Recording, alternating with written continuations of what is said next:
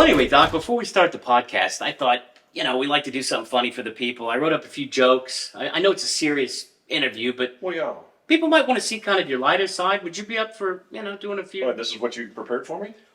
Well, I tried to come up with something funny enough that, you'd like it. I know you have a sharp mind. And Good. Well, let's see here. How does Darth Vader like his toast? On the dark side? Really, Greg? No? This is as good as it gets? Oh, no, I was going to cross that. That one's terrible. We right. can do better. And you want to tell these jokes? I was thinking you would tell them. Okay. Father in Iraq gave his daughter a new bag. She said, "Thanks for the bag, Dad." Right? Greg, this is terrible. I don't think you can really do this on I did podcast. the best job I could. Hey guys, how's it going? Hey everybody, it's Sergeant Key from the CPD. How are you, Sarge? Good this morning. What are we doing? Well, we got the doc here. We're going to do a podcast. We wrote a few jokes. Some jokes. Well, yeah, you want to? I mean, Why did the coffee go to the police? It got mugged. Come on, that's pretty Are good. you serious?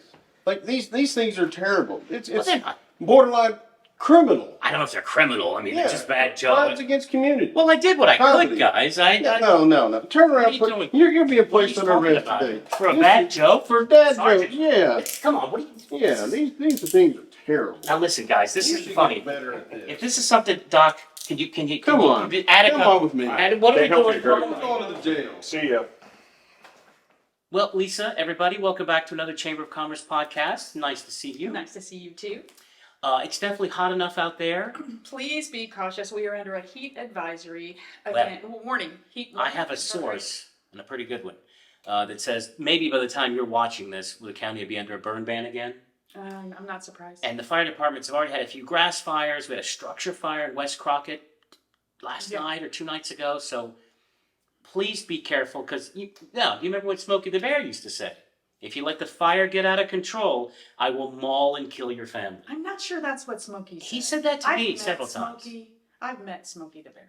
Well, it may have just been a really hairy guy in the woods. But, hey, before we get started, we've got a pretty nice podcast. We've got Dr. Great Mike guest. McLeod coming in Mm-hmm. from Texas Family Doctor. And if you don't know Dr. McLeod, he's got a great sense of humor, but he is so passionate about local rural health care. We thought he's one of our great platinum members. We thought it'd be great to get him in and talk to him today. I'm looking forward to speaking to him.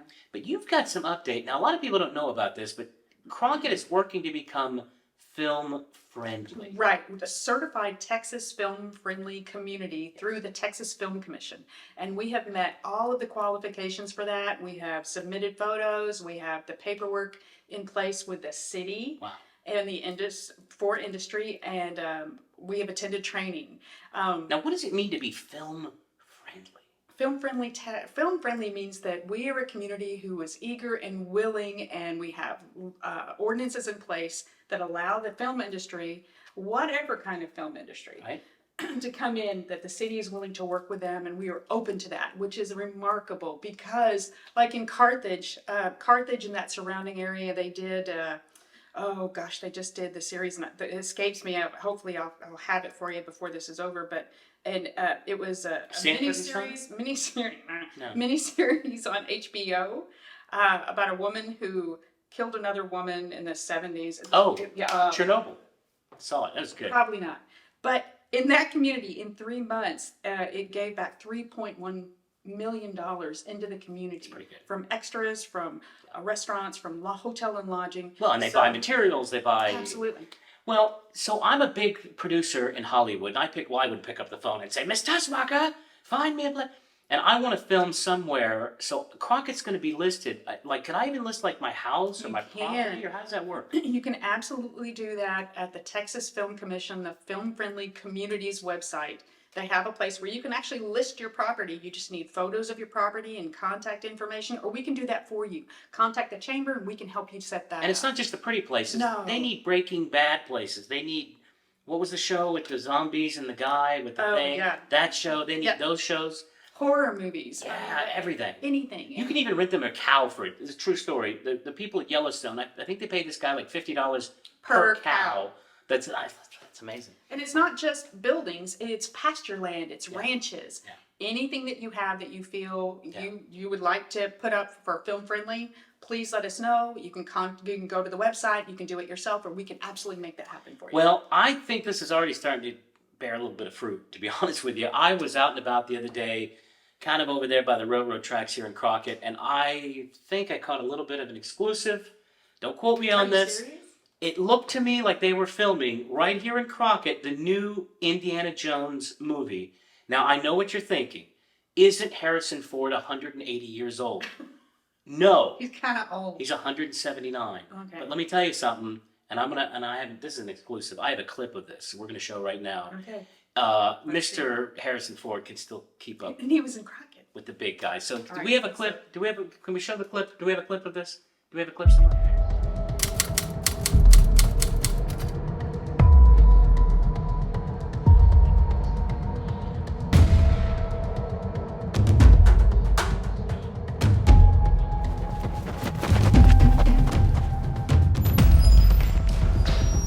Don't move. Okay. Aha! The Sam Houston Stone of Destiny. I've got the Sam Houston Stone of Destiny. Catch me if you can, Crockett Jones. The Sam Houston Stone of Destiny was discovered in 1872.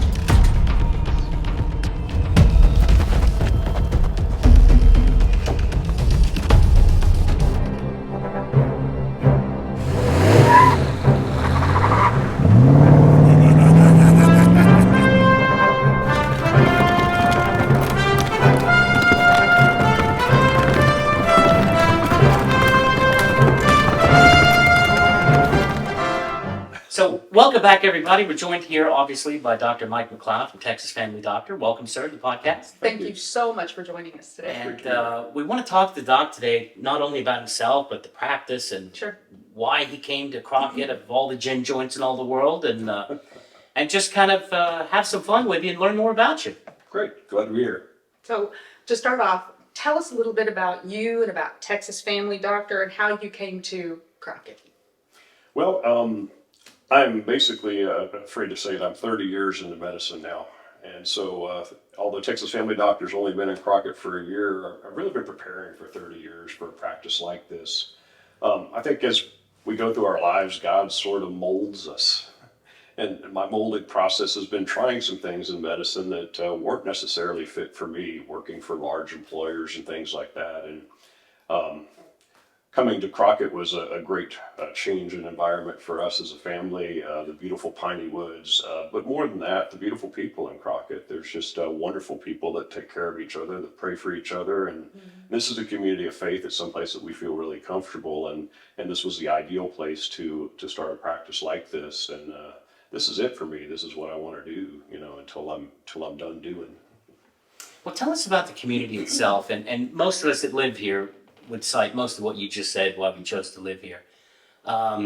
It's honestly a unique place, though. We don't have a lot of the healthcare that we wish we had or could have. So what has it been to bring what you bring to the table, and what else do we need? What else can we do? Right. Well, I've been in rural healthcare basically my entire career by choice. That's how I trained in residency to be able to do a variety of things in a rural setting, and that's where my heart is. That's where the heart of Texas Family Doctor is. It's in serving people in a community just like Crockett. But I learned that there's a lot of things that are important in a community. It's important for the healthcare community in a small town to work together. And it's important to have a hospital. It's a very vital kind of hub for the medical activity. But primary care physicians and primary care winds up being the backbone of care. And when I saw Crockett in 1999 looking for my first job, we had 8 or 9 doctors in town, and they were recruiting me, another one. We had a vibrant hospital at the time, and what was different when I came back in 17 after the hospital left was that there weren't the doctors here anymore. There were just a couple, and that's really part of the health of the community, is to have that base structure of docs around to kind of help guide the show and get the hospital going. How about the doctoring business? I know that's changed so much over the last, because I hear from rural doctors in our area, they say it's not the way it used to be. What made that change from 25 years ago with plenty of doctors to where it's hard to recruit? Well, the business of medicine is constantly changing, and it's something, of course, we don't really train for. You have to learn through the school of hard knocks, and I think the business of medicine is that, like everything else in the world, it seems to be centralizing and consolidating. And corporations now own more physician practices than doctors do, and so doctors are working for large companies and sometimes representing their interests. And that's really one of the foundational blocks of Texas Family Doctors, that we don't answer to my employer, a corporation, the drug company, the insurance company. We answer to the patient. The patient is our person that we work for the most. And so we advocate for our patients, try to represent them when those forces are trying to come into play. And, you know, the business of medicine is such that you have to lock those things out of the exam room in order to focus on what's really important. Well, you're a platinum member of the Chamber. Thank you for supporting us and all that. Would you like to take this opportunity to say something nice about the Chamber, or Lisa specific? Well, just like the hospital could be the lifeblood of the medical community in a small town, the Chamber is like the lifeblood of the business community. And Very nice. what we find, and what I've found in rural communities especially, is that the businesses and how they act with the Chamber and those activities become sort of what's really the heart and soul of the community. I mean, every community that you drive through along a road will have, you know, certain stores and certain restaurants and the Walmarts and things like that. But when you get down into the downtown area where the Chamber is now, you know, you see the heart and the soul of the community, and you really get a flavor for what's special about that. And I think with Crockett, you really see that in what the Chamber does. Wow, thank you And, so much. Yeah, well, it's true. Thank you. What's the biggest thing we can do to improve our health? Absolutely. Well, Not us specifically. Don't Yeah, bring out our charts. don't go well, here. we could go into detail. Actually. Not here. HIPAA. Oh, I knew you'd play that card. So. You know, I think the biggest thing, I think one of the things that COVID highlighted for us was that hope is an amazing part of medicine and health. You know, medicine is there, it's just sort of a little thing on the side. Your health is really what you're about. And when hope seemed to be taken away during COVID, and they said, oh, you know, you've got to go and, you know, take vitamins and just pray, you know. People didn't take it as, I got to go pray. They took it as, I'm going to die. And all of us face situations in our health and really outside of our health and our life that our faith is what can pull us through those things. I see people every day that I'm not a big enough doctor to take care of their problems. They're not a big enough person to handle their problems on their own, even though they want. They have to lean on that higher power. And when God is a part of that equation and their faith is allowed to kind of exercise a little bit, that hope is what pulls them through the situations. And as a physician, we have this very privileged place of being able to sit in a room and actually hear the stories and hear people tell how much difference it made in their lives. And that's not a medicine. It's not a prescription. There's no copay for that. It's just something that you have to help people connect with, and that's one thing we try to do because that's really where they're going to get their peace. They're going to get their health, and so something we all need to focus on more. Big reason placebos work.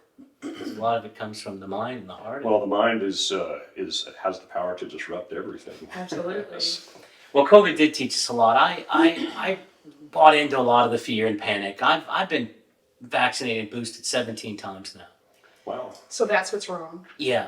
Clearly. And pencils stick to my skin now. I'm not sure if that's normal. Actually, you know, we forgot to COVID test you today before this interview. Well, Where's my mask?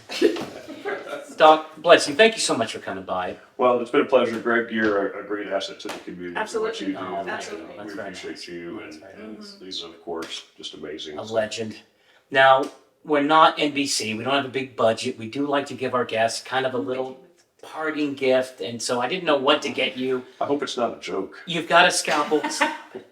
You've got a scalpel. You've got a stethoscope. You got most of the big stuff. So my wife actually made you a sandwich for lunch. Wow. And so I'd like to present that to you. She's very proud of it. I can tell you it's extremely tasty. Wow, that's Oh great, my- Greg. I really think you're going to enjoy Great, that. there's a bite out of that. Well, I didn't want to give it to the doc without making sure it was good. So look forward to that at lunch. And you've seen my chart, so you should probably run from that. That's why I put it in a sterile bag. I will split this with my staff and make sure that we all have a piece of your sandwich. But bless you, doctor. Thanks for coming by and Thank doing you this. so much. All right, appreciate it. Thanks. Some of the things that are coming up. I want to talk, and I know it's hot. It's 105 out there. Let's talk Christmas in July. I want people to start thinking about what's coming up in November and December that the Chamber is currently working on for Christmas. Of course, we've got Christmas in Crockett, November 18th, Saturday, 10 to 4. Gosh, it is almost here. I mean, It's fast. kids are already back in school. Yes. It's coming.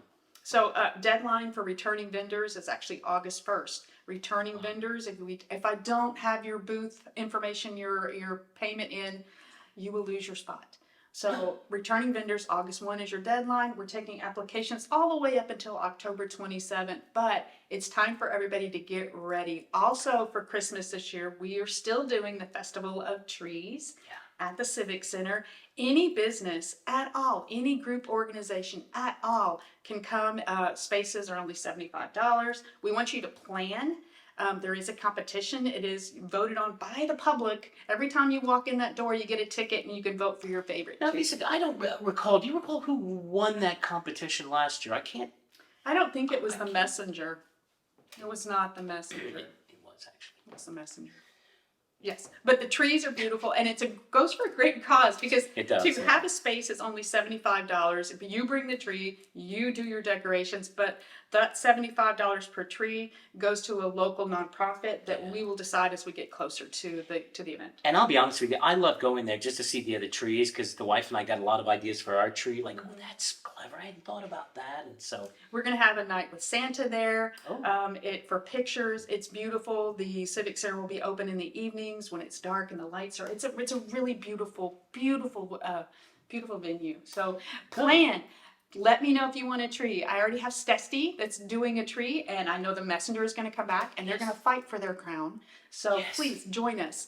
Also, something new that we're doing for the Chamber is we're going to be taking Christmas lights, community Christmas lights. We'll do a competition there. We will have an online map. Oh, So if you're playing your Christmas lights, I'll have more information on that as we get closer. So not like a map to the stars' homes, but like a map to go see the lights. Christmas lights. You know, I bet a lot of the churches might want to do like hay rides and stuff like that. That would be to so go great. around, That would be because so they great. always enjoy that. Very So, nice. Think about what you can do. Let's make it a wonderful, wonderful Christmas holiday season in Crockett and Houston County.